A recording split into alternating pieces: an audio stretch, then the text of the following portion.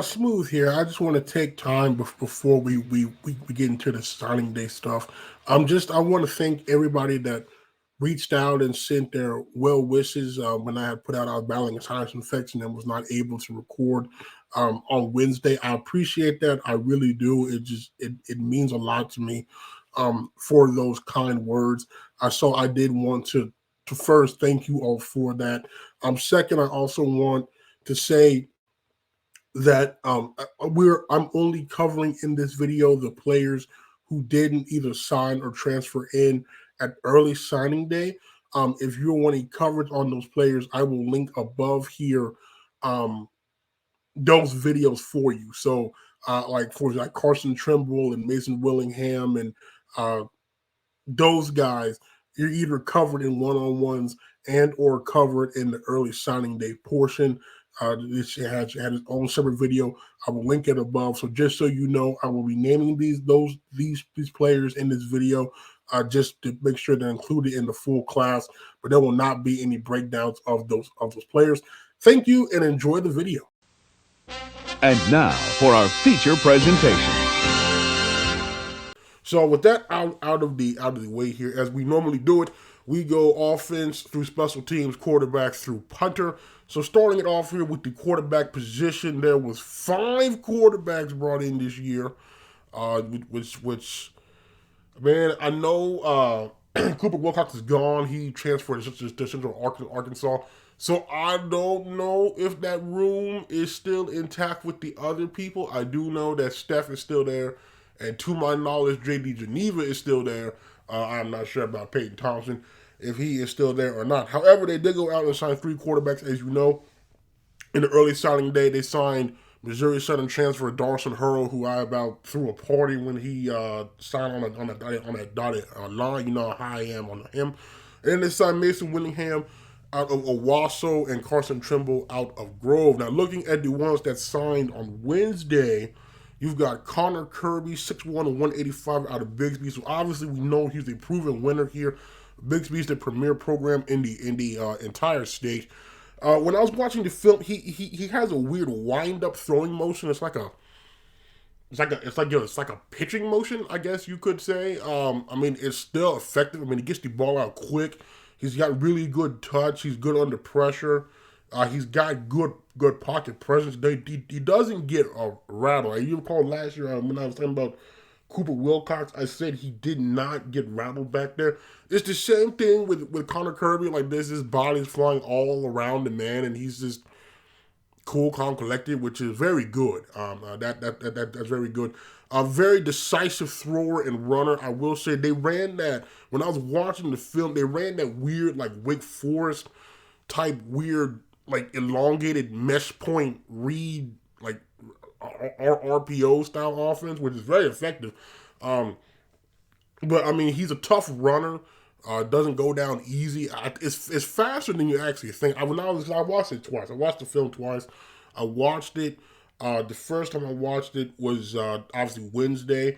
But I did, because my setup, I was not feeling well enough, so I just watched it. I have 2 laptops. I have one that I just use for pleasure, and then one I use for content. Normally, I just watch it on the one for content and then record the film at the same time, so I'm killing 2 birds with 1 stone. However, that was not the case.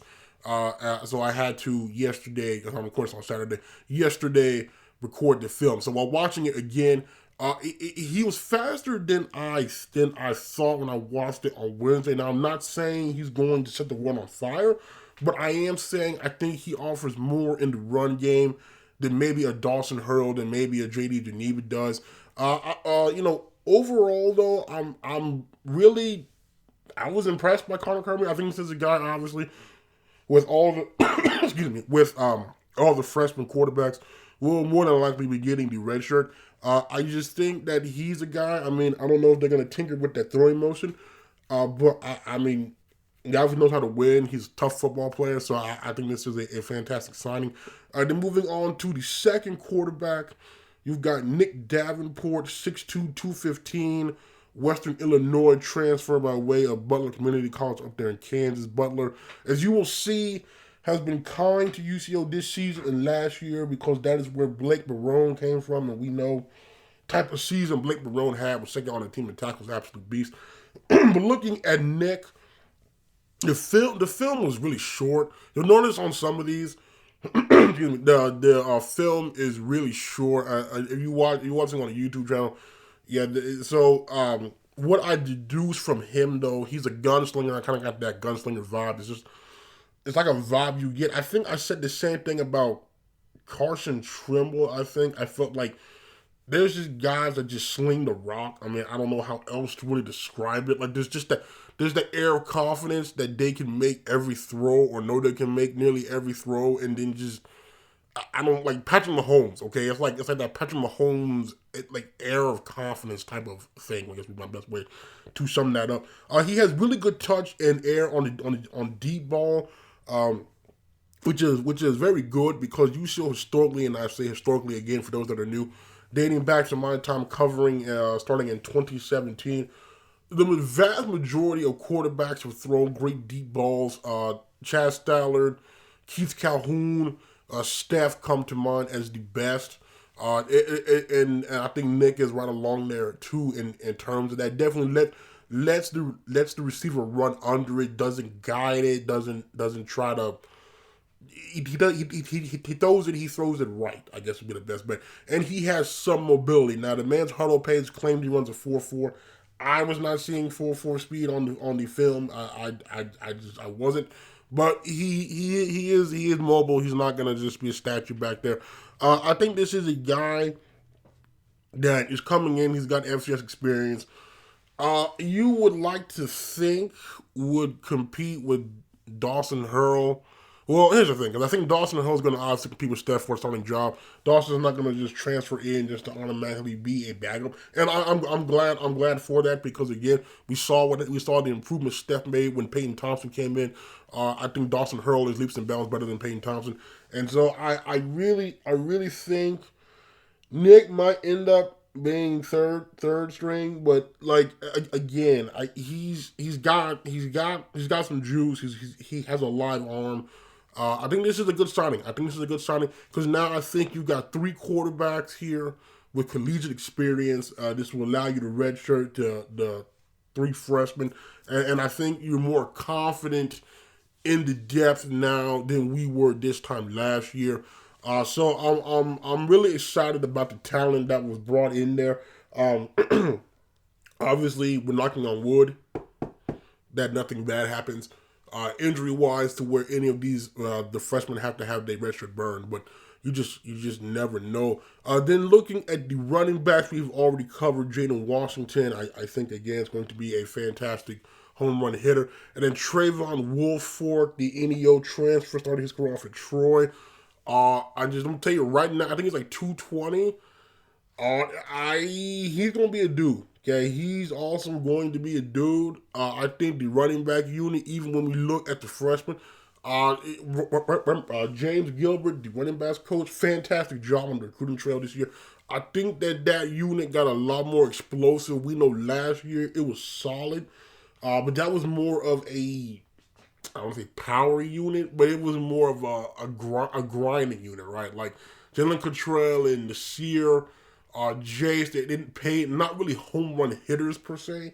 I think they got some though now. I think they got some. Then looking at the freshmen, there's Brandon Tolbert, 5'9", 195 out of Muskogee. First thing you notice, 8.2 yards a carry this past season, so the man knows how to get a lot of yards. When I was watching the tape, you could have fooled me that he was 195. It looked like he was 210 plus because the way the man was running low and hard is something you see out of bigger backs. He's shifty. I don't think he has that breakaway speed.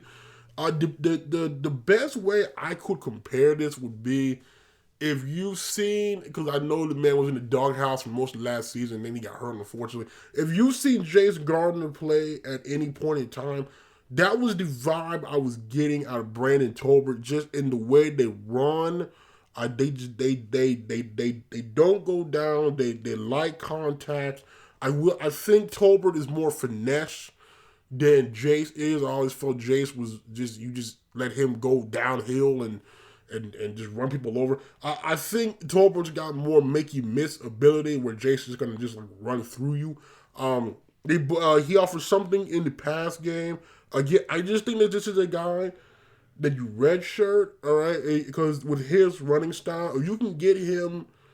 He can put on 10 pounds, 10, 15 pounds, and you get up to that 205, 210 range.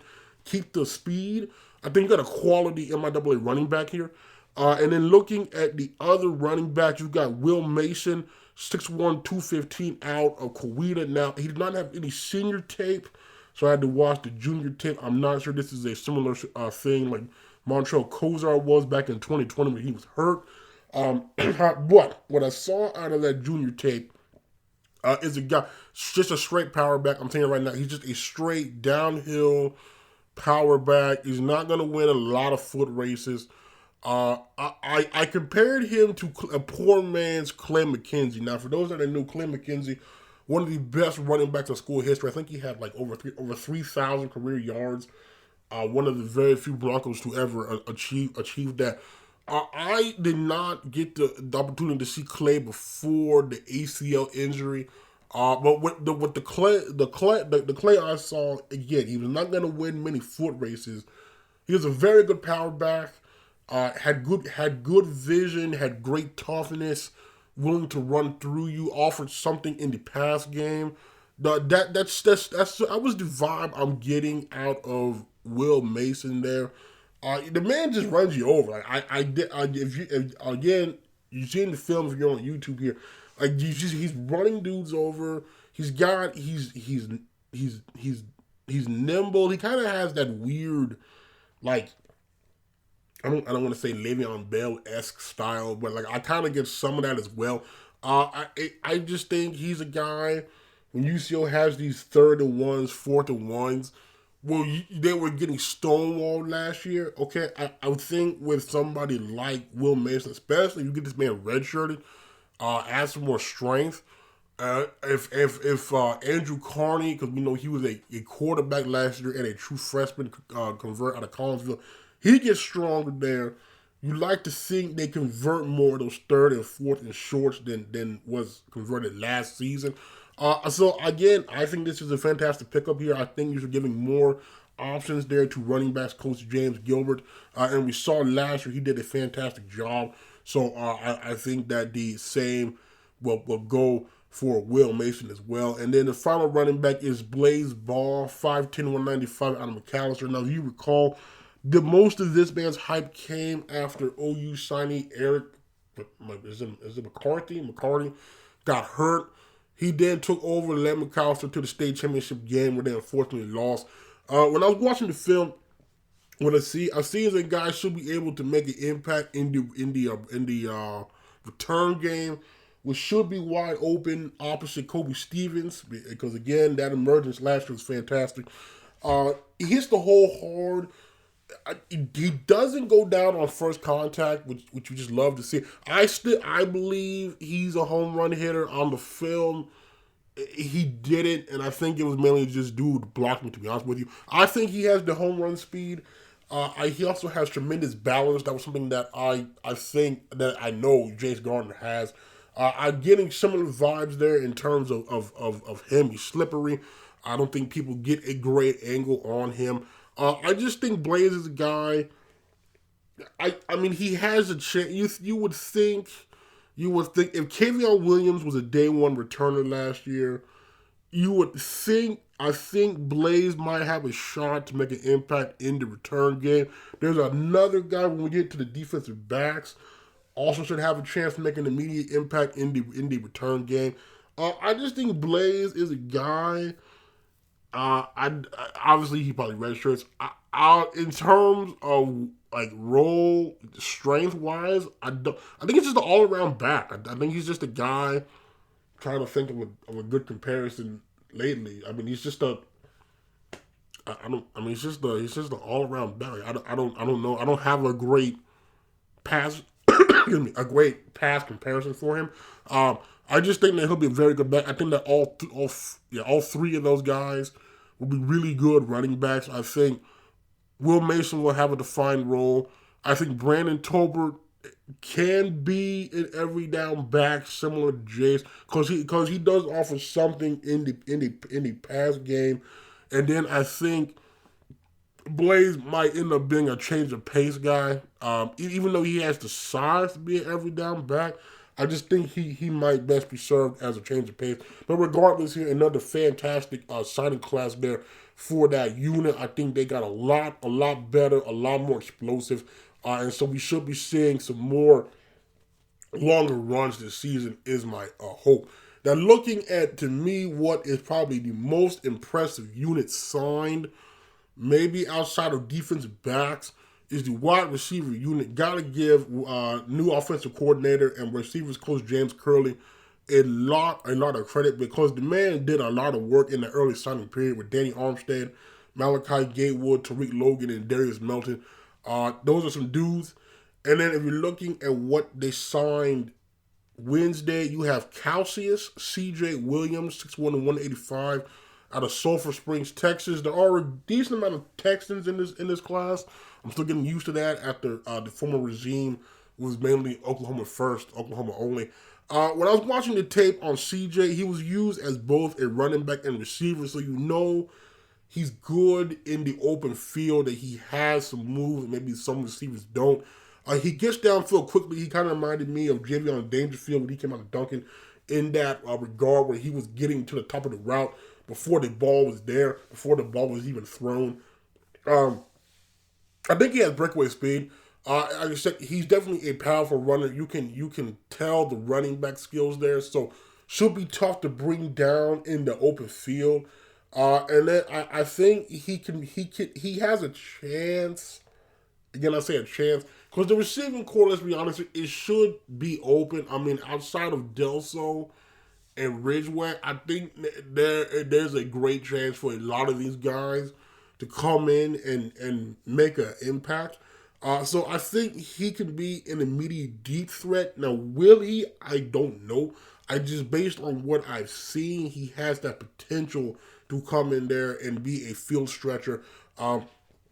And that's something that is definitely needed, because that was a problem last year. I felt like we didn't really have that consistently, and granted, the offensive line wasn't helping, but we do need third, fourth, fifth guys to come in, so he has a shot. Now, speaking of guys that have a shot, though, this is the first guy I truly deep down, I'm usually pretty good about this, believe will make an impact as a true freshman. Steven Cisco, 6', 180, out of Medill. Now, Medill's not a football powerhouse. They have been better in recent years, if I am correct. When the first thing I saw, besides the fact that the man scored 19 touchdowns last season, was the burst. Okay, I'm saying right now, you talking about explosive. Steven Cisco is that right there. He plays bigger. He plays like a 6'2", 210-pound plus receiver. Reminds me a lot of Delso in the fact that he's good in the short, intermediate, and the deep game. He has that swipe move that's like, it's not a stiff arm. It's like that little side swipe where he just kind of throws the defensive back out of the way. He's hard to bring down, can make the contested catch. There were some jump balls there, 50-50 balls he was able to come down with. You just watch him, excuse me, and I watched, the more I watched that tape, the more I said, boy, does this remind me of the same feeling I had last year when I was watching that Madison Ridgeway tape. Obviously, Ridgeway is bigger in terms of height and size, but I'm telling you, the Steven Cisco's a guy. Okay, I just do not be surprised if he sees the field early. Because I'm telling you, there's something different about this man. I tell you, I don't know how to adequately convey it other than just that feeling. The burst, the tape speaks for itself. The tape speaks for itself. I just think it's going to be really tough to keep off the field based on what I've seen. The fact that he's good in all three levels, which means you can use him all three downs, right? He can stretch the field. I think if So he can stretch the field. I think if you get him in space, you get him 1-on-1, he's going to make the defender miss or just overpower the defender. There's not a lot you can do with Steven Cisco. I'm just really high on him. Then looking, there's Christian Romero, 6'4", 195, out of Navarro Community College down there in Texas. The film, it was mainly practice film, but what I deduced, height, weight, speed guy, he's shifty, pretty good around the sideline. There were several sideline catches there where he was able to get a foot in.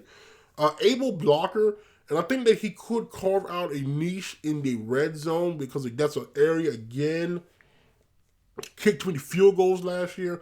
I think the bigger body receiver, because I'm pretty sure every receiver they signed this year, I think, is 6 foot or taller. So the more 50-50 balls we can throw to the various guys, the better. Because they do have to convert more touchdowns when they get in the red zone. There was just 40 many field goals. I think Christian Romero, that's where he could definitely make a day one impact there in the red zone, because again, as we see, he's got good sideline awareness. That's very good because a lot of the fades are to the corner of the end zone. So I think he might be able to thrive there, similar to Ronald Monroe Jr. back in 2018. Man, every catch he had was a touchdown because of that very reason. Because they were throwing to him like either in the back of the end zone or in the corner of the end zone. He had tremendous awareness of the sideline and would make the catch. I think Christian Romero could have a similar role. Then another freshman I think has a really good chance to make an impact is Carson Trimble's teammate from Grove, Hagen Hacker, 6'2", 180. So he already has the size. He goes up and gets the ball. Is just explosive. I think he's a home run guy, similar to Cisco, good in all three levels. He's got great sideline awareness. They use him in a lot of like sweeps and stuff down there at Grove too. So you know he's going to be good in the open field. I think this is a guy, if you recall last year when they tried with Diego Richards to get those jet sweeps going, I think this is a guy that could step in and fill that role. I just really think it's going to be extremely tough to get him to not play him. I really do. He's too explosive. He's too dangerous. He's too versatile to not get on the field in some way. We saw that last year with Kevin Williams. They try to get him involved in as many ways as possible. I think the same will go for Hacker and Cisco as well, because those two are just too good, in my opinion, to keep off the field. And then the final receiver is Logan Grayson, 6'2", 195 out of Edmond Memorial. So we have a hometown kid. This is a guy I think could be your Bizell, the fourth replacement, because the man's a really good route runner there.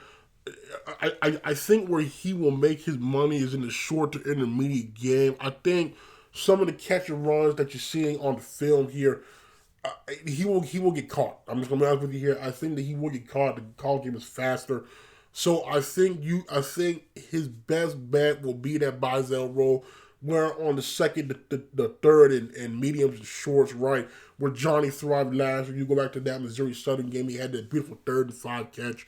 He had several other third down catches.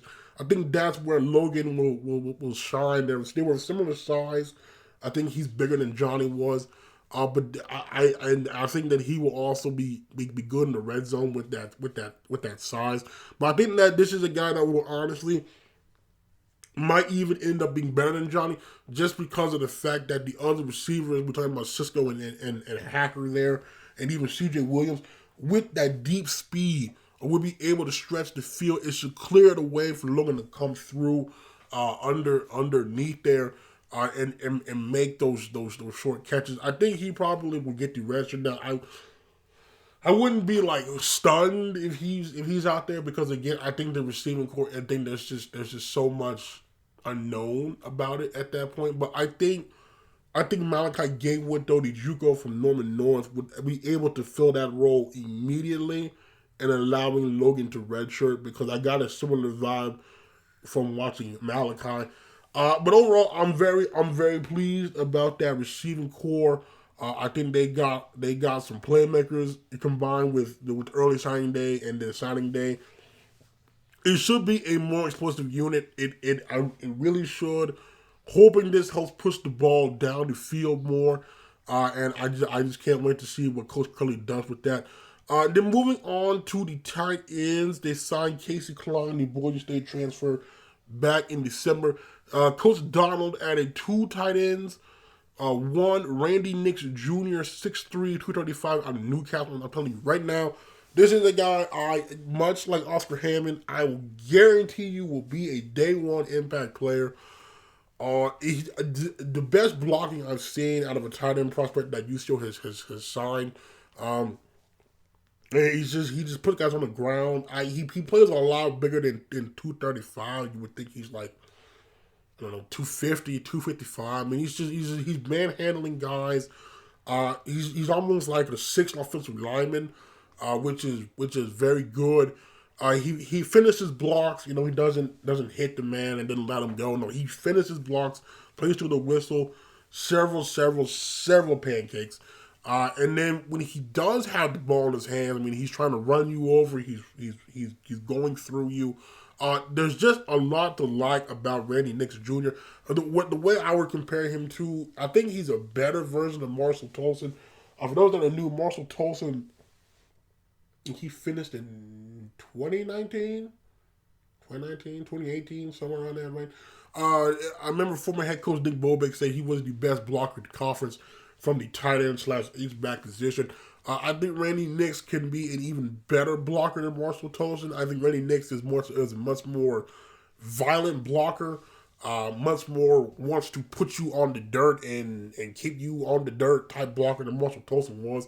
I think he definitely has the strength, has the ability to come in here and immediately make an impact in the run game. I think if you recall last year, they kept trying those sweeps, didn't really work. They weren't able to set the edge. I think if you run behind Randy Nix Jr. there, the edge will indeed be set more times than not, and they should have some more success there. So I think that this is another guy, similar to Oscar Hammond, should be able to come in day one and make an impact. The other tight end they have, Caleb Cornell, 6'4", 230, out of Carl Albert. So, we're losing 2 in Diego and Mazzardi fourth. We're keeping the quarter alive there. Winning another Carl Albert, was it Titan? He's definitely more of a blocker. He had 6 catches last year, 3 for touchdowns. I think where he'll make his money in terms of the pass game is in the red zone. That's where Carl Albert used him a lot, as they would leak him out. He's got good hands. He's not gonna win any foot races. I think this is a guy, again, you know, your second in short, your third in short, right? He's a big body. He's able to make that tough catch. Good blocker as well. I think he just gets redshirted just because of the fact that you still have, to my knowledge, you still have Devin Bailey back. So, and Dominic Dunn is back as well. So, I think this is a guy that will probably end up getting the red shirt. I am liking, though, if he can add some more strength to that, though, because to me, he kind of has the, I'm trying to think, like, I don't know, like, not Dalton Schultz vibe, but that kind of, like, he's not gonna be okay, I would say like Jake Ferguson. If you're a Dallas Cowboy fan, the Jake Ferguson vibe, right, where like he doesn't wow you, but he's a really solid, good, technically sound football player. Excuse me. And that's the vibe that I'm getting out of Caleb. So I think that he will indeed have a bright future in a UCO uniform. In terms of the offensive lines, we already covered early signing day. Swans 2 transfer Miles Moye. Again, I think this is a guy day one. Probably push for a starting job. Then looking at the rest of the unit that Coach Doral signed, there was Trice Lewis, 6'3", 288, out of McLeod. He's a guard center, so again, and most of these players they play multiple positions, which is very good. I just hate the fact that the first team on the tape, my alma mater, Mount St. Mary's, is just It was unfortunate to watch the man dominate there. I will say he is better in run blocking than in pass blocking. He pulls well for a guy his size. I'm always watching that because that's something that I think gets overlooked. You're a downhill blocker. Can you pull? Can you move? He can. I think this is a guy that definitely needs to get stronger. Okay, because he, I wouldn't say he was pushed around, but I felt like there were times, I don't know, where he maybe gave up too much ground. He didn't dominate like he should. And that was another thing I pointed out too, that he's really inconsistent in regards to putting people on the ground. There's some plays he'll just come out there and just dominate you, and then there's other plays where he might just hold you up. Like there's not that consistency there. Like there's not that consistent nastiness that you would like to see out of your offensive lineman. So I'm thinking you redshirt, you get him stronger, you kind of harness in on that consistency. They get that motor better. I think that he's a guy a few years down the line should be able to contribute. Then looking at Bryce Christian, 6'3", 260 out of Norman North. Now you recall last year, Walker Peck played as a true freshman out of Norman North. I want to shout out there former UCO Bronco Trey Wormington. I think he is an assistant coach down there at Norman North. The thing about Bryce, he can play all three spots. Really athletic enough to pull. Now, unlike Trice, though, he stays on the defender for a full play, puts D lineman on the ground quick. Quick. Like as soon as that ball is snapped, sometimes the lineman is on the ground. I think this is a guy that definitely will redshirt. I think he has to add some more strength. But as far as like the technique and the leverage, there. It's there. He plays with really good pad level. He knows what to do. He knows how to do it. I just think he needs to have some strength. And I think this is a guy, much like Walker Peck, should have an impact sooner rather than later. I just say this: whoever the line coach down there in Norman North is doing a fantastic job because it's good line play. It's good solid line play, and I again got a guy that can play all three spots, similar to Ben Ralston. He was like a utility player for 3 years. It's similar vibes here out of Bryce Christian. I think he'll be a very solid UCO Bronco. Then you have Cameron Brackney, Cameron Brannicky, 6'3", 285 out of Dallas, Texas from Flower Mound High School. Played both tackle and guard. I think it's another guy that will get the red shirt in order to gain some strength. Gets to the second level very quickly, so you know he has some athleticism there. He also gets man on the ground quickly, finishes blocks, stays on blocks. He does have adequate leg drive. Again, he could stand to get stronger. I think this is when you would see the red shirt. Because again, I just felt like there were times he should have been able to dominate, push a smaller defender further than he did. But overall, you gotta like the motor, you gotta like the versatility, you gotta like the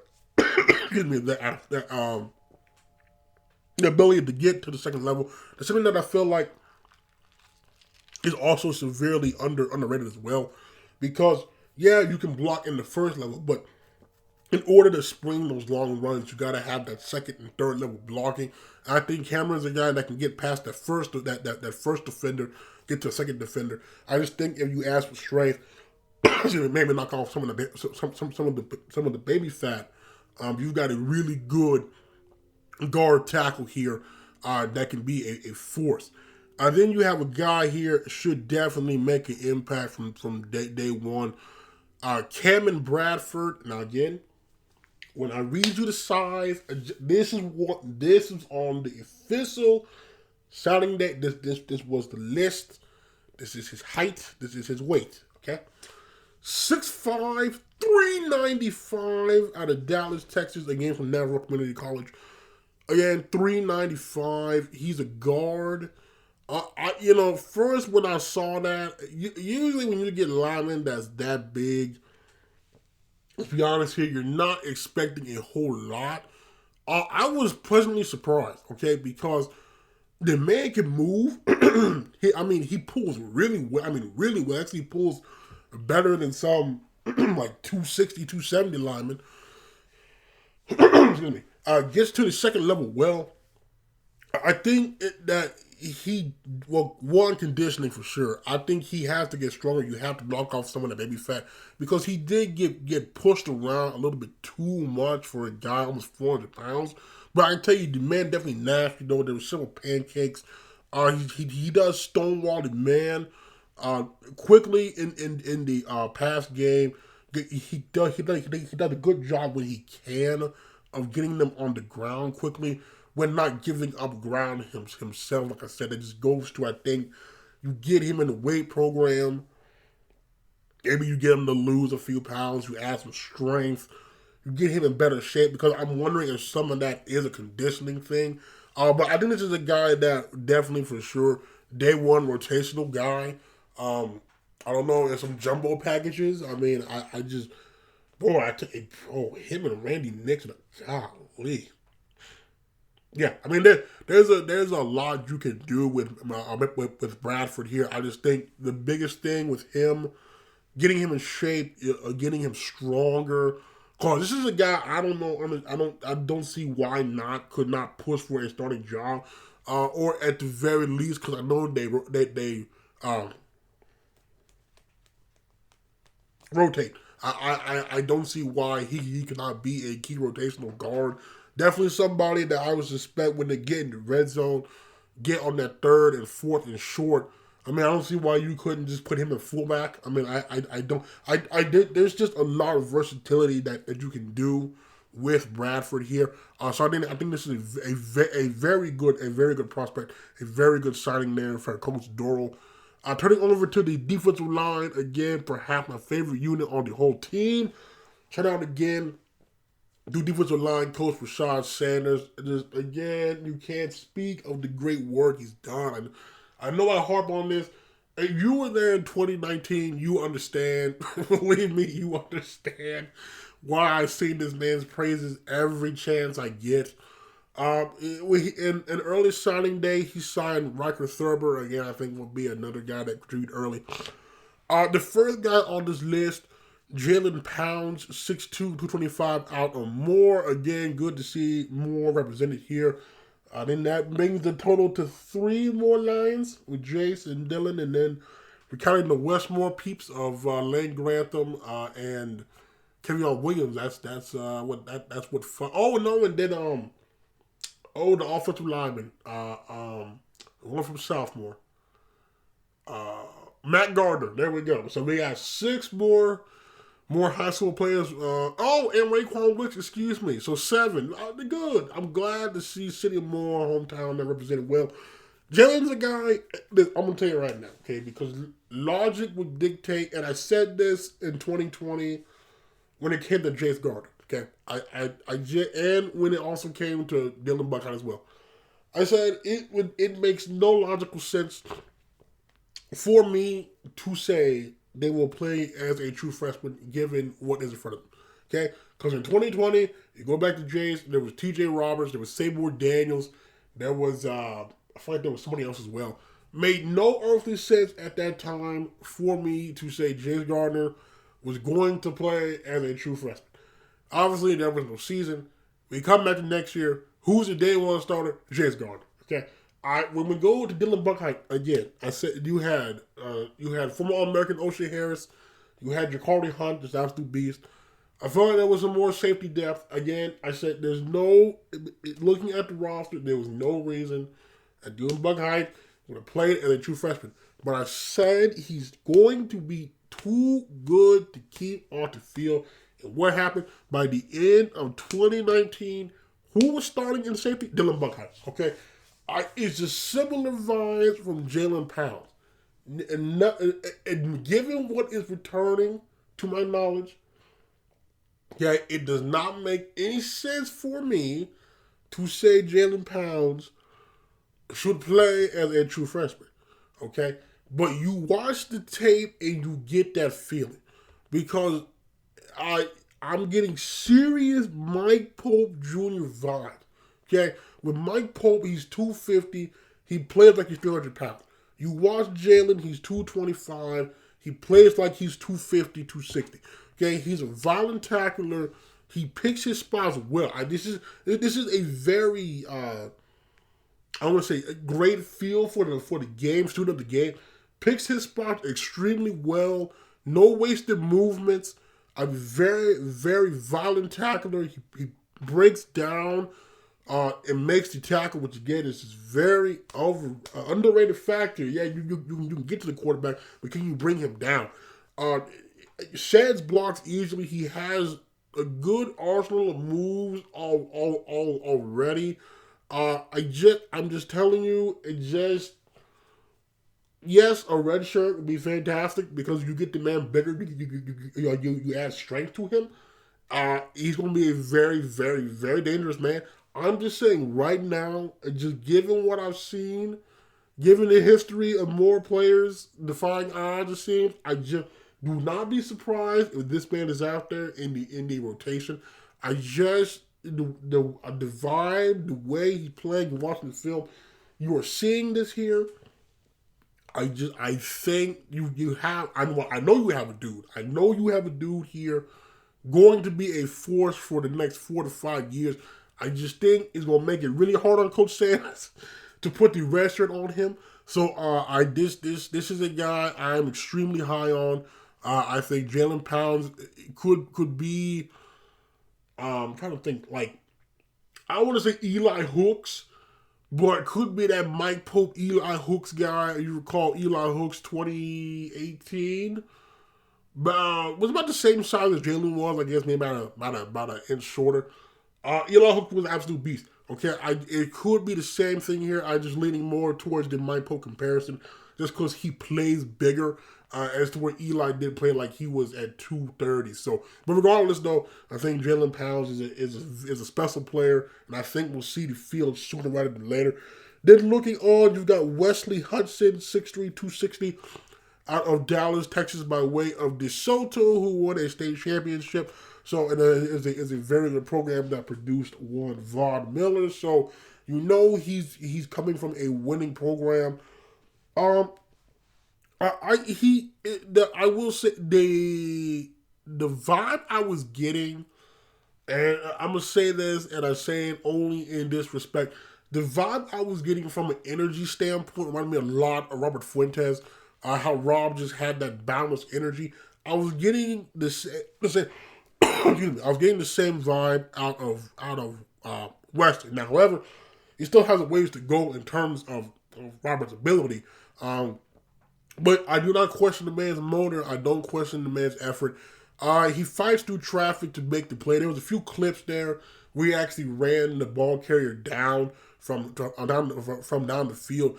I think he definitely needs to develop some kind of arsenal. Okay, I think it's just he struggles to get off blocks. I think if he's not able to win off the ball, he does read the play well. I mean, like I said, he's made several plays where he wasn't able to get off the block early, but as the play developed, he was able to make the play. I think we need development in terms of a pass rush arsenal, a swim move, a rip move, something more than just dependent on beating the man off the snap. But I think he has good size here at 260 to play both inside and outside, especially given the 3-man front there. I think that there's great potential. I think he's just really raw, and I think you can mold him into kind of whatever you want, so to speak. So I think this is a great pickup here. I think this is a guy that definitely gets the red shirt. Depending on if he can develop that pass rushing arsenal, maybe you see him in 2024. I think he's just he's like clay. He's really fertile, moist clay, and Coach Sanders and co can mold him to however they want. So I think this is a signing that you might not hear a lot out of him early, but I really think as he develops, could turn into a really good contributor. Then the last lineman, another guy I feel like going to play day one, Jeremiah Caesar, 6'1", 265 out of Dallas by way of Mesquite. I'm telling you right now, okay, we know when losing Michael Slater, we know how beloved and dominant Michael Slater was.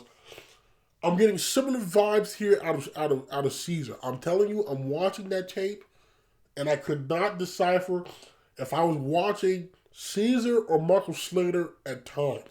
Okay, he plays both in and tackle, which is what Slater did this past season. Flies through the traffic and double teams to make the plays. Very good spin move. I mean, that's spin move, swim move. Very, very, very good swim move. Violent tackler, high motor. I don't know how else to say it. Other than I'm watching Michael Slater, like it's the same vibes. Where he's able to fight through, where he's able to affect the quarterback, even if he doesn't get there, he's drawing double teams, he's pushing the pocket there. I think he should have made a few deflections if I'm recalling correctly here. I just think this is a guy. I know he's 265.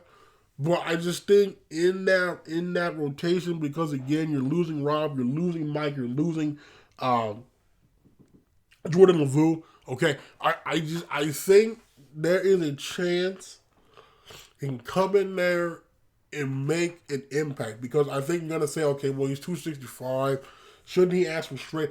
Listen, I think he's strong enough at this point, especially if they put him out there at defensive end, to make an impact. I truly do. I now, if he gets the red shirt, would I be surprised? No. But I also feel like, much like Pounds, he's going to just be too good to keep off the field. And we saw that last year. Okay, right? We saw that last year. In terms of I'm trying to think of it. Okay, right. So you look in the secondary, right? You look at Jaleel Lewis, Jamori Ray, and Aaron Hamilton. Okay, those guys, I feel like had they wanted to, they could have redshirted them all. Okay, they could have redshirted them all. But especially Aaron Hamilton and Jamori Ray, I think they forced their way onto the field, and I got a suspicious feeling that Caesar and Pounds will do the same thing. So again, another fantastic class there signed by Coach Sanders. Man's doing fantastic work. I know there will be a point where someone will come calling for his services. Till that time, though, I'm going to continue to enjoy the stretch of play that we have seen. I'm moving on to the linebacker unit here, coached by Coach Jesse Harwell and defensive coordinator Brandon Lechtenberg.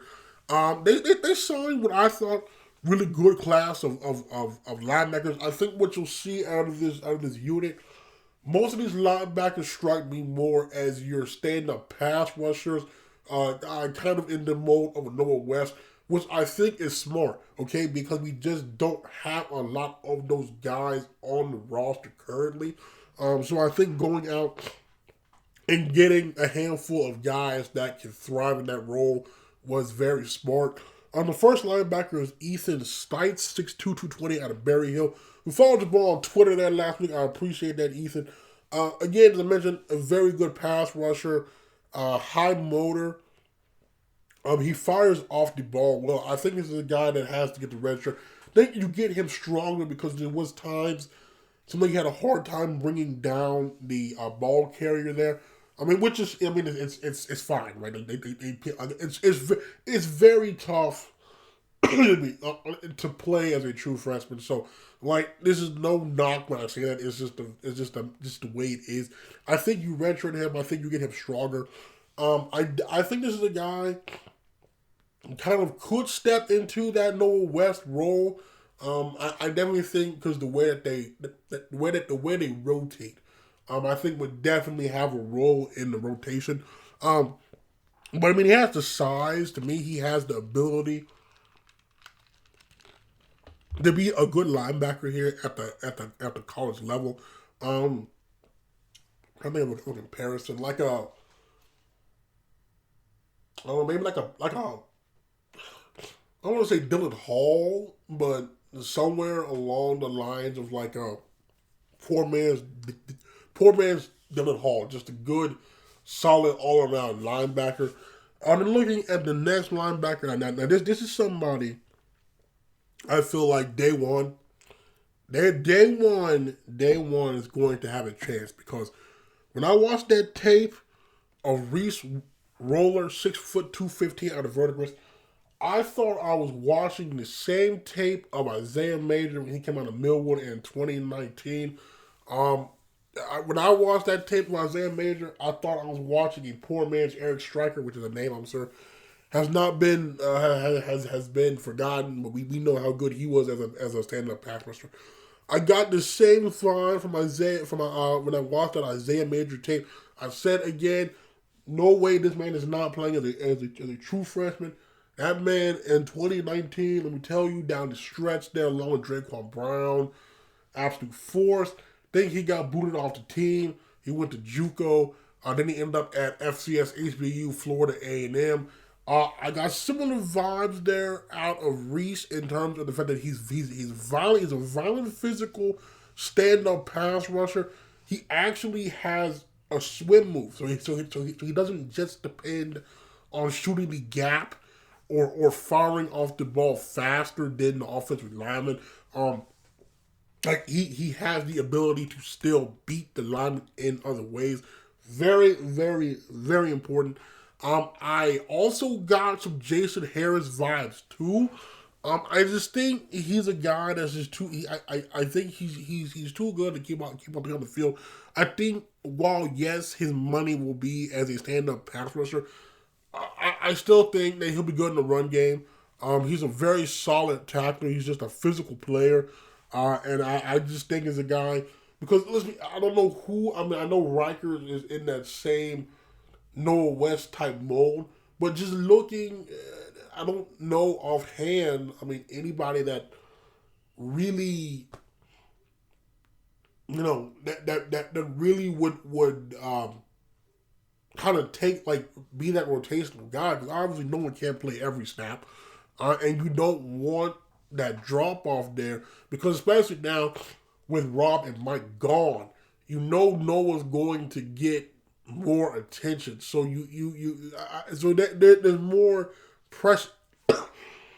Excuse me, more of a pressing need to have the depth behind him. So I think Reese has a very good chance to come in there and be one of those guys. Then you got Eric Macklin, 6'1", 210 out of Morris. See-ball, get-ball linebacker there. A very violent physical tackler for his size. Really good hips. I think is solid in coverage there. Reminded me a lot of Marlo Hughes pre-collarbone injury there. That's the vibe I'm getting where you go back again, I say this, 2019, Marlo was turning a corner before the injury. Similar vibes with Eric there. Really good in coverage. I think that's where he will honestly be shining more. I mean, he's good. I mean, the man's good against the run, but I think he's really good coverage linebacker.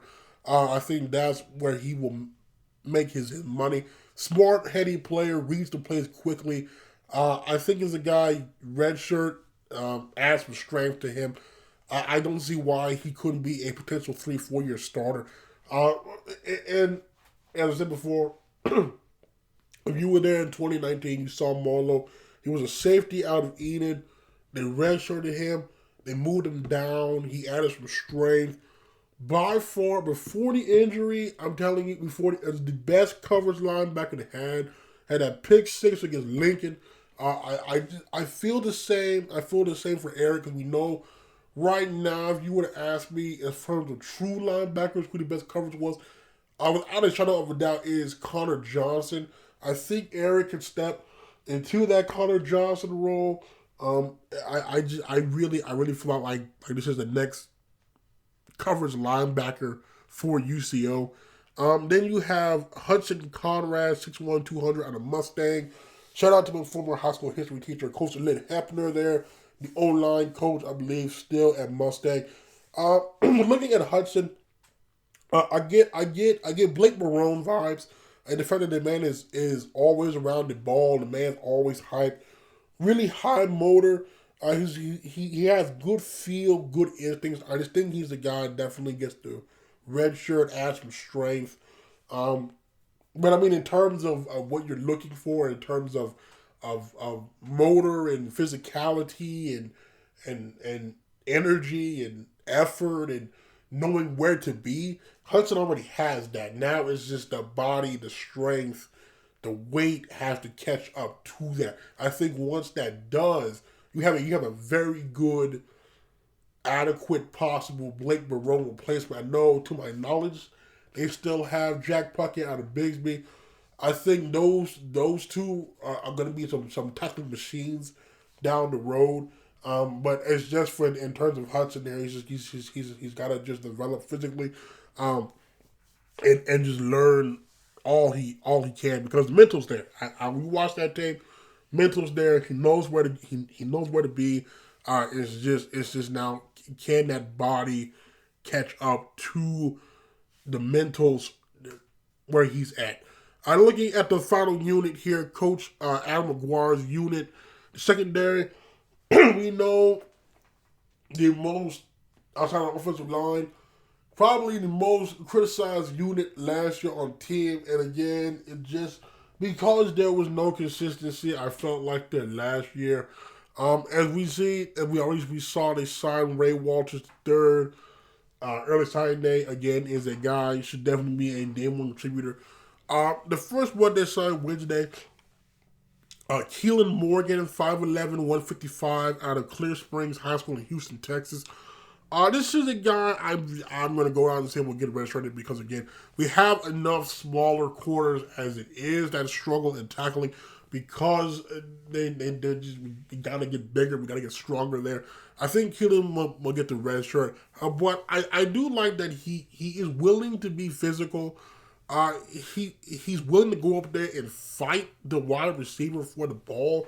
Felt like that wasn't the case sometime last year. Like, the DBs were there and he didn't attack the ball. Like, you know what I mean? Like, it was more so of, I don't know how to say, when they attacked the ball, right, that's when plays were made, right? When Kyler Murray attacked the ball, there was deflections. When Monte Davis attacked the ball, there was interceptions. The problem was it wasn't consistent. Well, I do like that Keelan is willing to do that, especially at the size, because to me he has the height.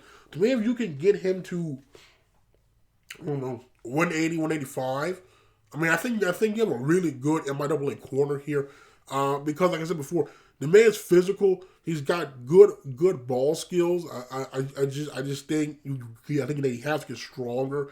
But this is a guy I think, give a year or so, definitely should be in the defensive back rotation. Then looking at Jalen Moore, 6'1", 170, out of Camden, Arkansas, by way of Butler Community College.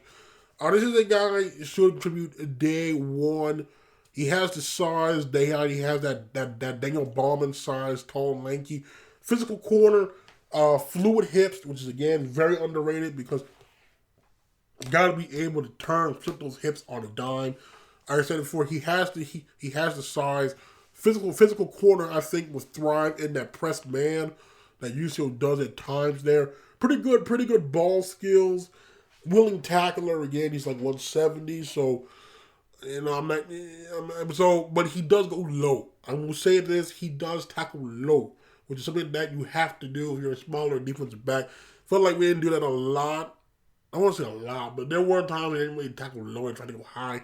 I think Jalen's a guy, possible day one starter, at least a day one contributor, just because of the size alone and the fact that there should be 2 corner spots open outside of Kobe Stevens. So I think this is a guy that should definitely make a day one impact. However, to me, the defensive back I like the most in this class is Cameron Manahan, 5'11", 160, out of Goudeau High School in Lubbock, Texas. Now, according to the man's social media, he was a 3-star recruit. I don't care if he is fantastic or not. It does not matter to me. Okay, because when you watch that tape, I'm telling you right now, he could be a day one starter. I'm just gonna say this right now. I'm getting serious Kobe Underwood vibes. You were here in 2018, 2019. You know how clutch Kobe Underwood was. Had that he had the interception in the bowl game in 2018. Helped spearhead they comeback there. I just anytime there needed to be a clutch breakup, a clutch interception, Kobe Stevens was Johnny on the spot. I get the same vibe there out of Manahan. Great hips, reads the quarterback well, reacts quickly. Physical tackler who honestly plays bigger than 160. Also is a really good return man as well. This is the guy I know for a fact is going to be if Jabari Rage, Lee Lewis, and Aaron Hamilton were too good to keep off the field last year, I know for a fact Manahan is too good to keep off the field this year. I think this is a guy, like I said, has a tremendous chance to be a day one starter. Worst case, should be in the rotation as a true freshman because there's some tapes that hit different, and his tape hit different. It was similar last year. So Lewis's tape hit different. And what happened? We saw him play as a true freshman. I have a similar vibes here. I think this is a guy could be a special player is at the position of need. And if he like Kobe Stevens can come in as a true freshman, play solid to good football, you would be surprised how much better that defense becomes. Because then you're not having Dylan Buckheim, you're not having Raekwon Wicks, you're not having Mosley, you're not having Ray Walters III now. You're not having those safeties over there trying to cover a whole lot of ground. Okay? And now they can do what they're supposed to do, and you just make the defense as a whole lot better. So I really think Cameron's a guy that could be a 4-year starter. Should definitely probably be playing here day one. Then you have Kunta KJ Jordan, 5'10", 185, out of Owasso. I'm assuming he's a safety. He was outside linebacker in high school, similar to what Aaron Hamilton was out of Woka. But as such here, we know he's a physical tackler, sheds blocks well. He shoots the gaps really well and quick too. Smart player. You can tell he watches films, know where the weak points are. I kind of got that Traylon Craig, Mosley vibe, right, where they're like that. I forgot what they called it. They called it the Bronco position, where it's like that hybrid safety and linebacker guy. I think KJ can definitely fill that a role. I think that's actually what his calling card is. Now, whether or not that's day one or not, I do not know. But I just know for a fact he fits that role to a glove. I also felt that Mekhi Belt out of Union last year also fit that role well. So I think that's where he will thrive. But I'm really excited there about KJ. He played for a premier program, played for head coach Bill Blankenship there. So this is a guy I suspect will have a really good career in a UCO uniform. Then you have Tyrell Hill, 6'2", 190, out of Atoka. A really good size, physical. I think he fights off blocks well to make tackle. Most of the tape, honestly, was either him and running back or him and run support. So I cannot adequately attest to the coverage skills. I do know that he has the size that you want back there because, again, we know the way the MIAA, is. You have big physical receivers. You've got big physical tight ends in there. So I think there also was a problem last year, too. We just were, I want to say, like, out-heighted. But that was, but that was a problem. So I'm glad to see that we're getting size here. So I think that Tyrell probably gets the red shirt. I think even though he's 190, he could stand to add strength. Because if you see him on the film, you couldn't really tell he's 190 because of the height. So I think if you add some strength to him there, and then depending on what the cover skills is looking like, because I think Raekwon's a junior now, right? We know Buck Height already is a senior. I swear, it's just I cannot believe it either. And then you've got Mosley will be a junior. So I mean, he's got some time to redshirt, some time to develop there, but he could be at least in run support really good. I just do not know about the coverage given off the film that I saw. Then you have Davion Hill, 6'3", 190 out of Crooked Oak. I will say his film was all him as an option quarterback. I have a soft spot in my heart for option quarterbacks. There was only 2 clips, and it was at the very end of the 7-minute tape of him playing defensive back, playing safety, and it was just him laying the wood twice. So I really don't know much about him as a defensive back, other than the fact that he has the size for sure. So I'm going to go on a limb and say he's going to get redshirted. If you're on YouTube, you're not seeing any film because there just isn't any of him. So to me, he's like a wild card, but I think again size. If he has fluid hips, if he's good instinct, I mean sure. Excuse me. Then Jalen Franklin, 5'11", 160 out of Broken Arrow, originally from Memphis, Tennessee. Fluid hips, physical player, good tackler, really quick to the ball. This is something too. Okay, we got to close faster. Yeah, okay. You might not they might not be near the ball, but how do I put this? If say you're in zone, say the receiver makes the catch, say you're 3 yards away. Okay, if you see the ball is thrown his direction, you need to make a beeline to the receiver. I felt like at times last year that wasn't the case. It was let's watch him make the catch, then make the tackle. But the problem is they gain extra yards when you do it. So the thing about Jalen I noticed is as soon as he sees the ball is thrown his direction, he makes a beeline there to make the play, at least make the tackle as quickly as possible. I think this is a guy, again, the tape was only 2 or so minutes, so I don't know, excuse me, I don't know for sure if he will be able to play as a true freshman or not. I think he'll probably end up getting the red shirt. But this is a guy, though, I like his willingness to stick his head in there, his physicalness at corner. I know that that's a theme of just Coach Doyle as a whole. He wants tough physical players. I think Franklin fits that mold. I think most of the DB side actually fit that mold. And then the final signee, Omar Brown, 6'3", 190 out of Dell City. I'm gonna say he played corner at Dell City. I don't know if he has the speed to play corner at the college level.